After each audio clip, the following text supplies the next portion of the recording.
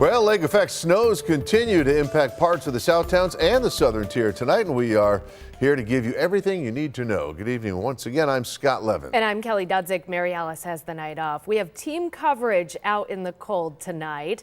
2 on your sides. Keelan Berrien is live in southern Erie County. But we begin with Channel 2's Ron Plancy's in Hamburg, where some say more schools should have closed today. Ron, what are you hearing? Oh, well, Scott, right now here in the village of Hamburg, we've got to tell you that it's clear conditions at this point, clear skies. But we all know with lake effect, that can be a hit and miss situation. And that indeed does present a bit of a challenge situation for school superintendents, obviously concerned about getting kids to and from school safely. Also the teachers, the staffers, how they're getting around. And sometimes, obviously, they can have rapidly changing conditions with the weather.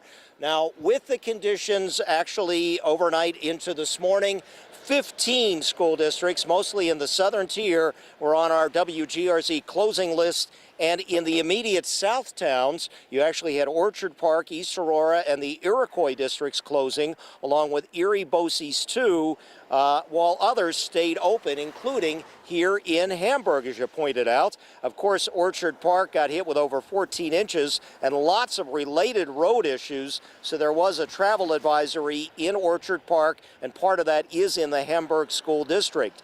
Hamburg Central, though, decided to stay open. And so we checked in with a superintendent who is also the president of the Erie Niagara School Superintendents Association. Lots of experience on the subject of snow. He had to answer some parent calls, though, first. Maybe, 8 or 10 folks call my office. I've called them all back already. And I help them understand, that in our particular instance, we opened because the vast majority of the district was safe. We knew that it might be inconvenient in spots, and it was, but safe and inconvenient means you open.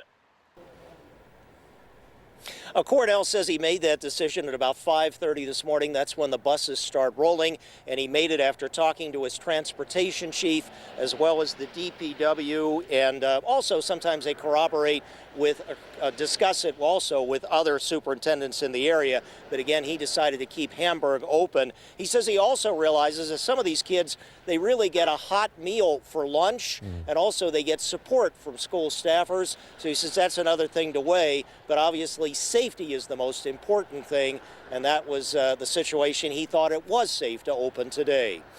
Reporting from the village of Hamburg on your side, I'm Ron Plants, Channel 2 News. Back to you. You got it, Ron.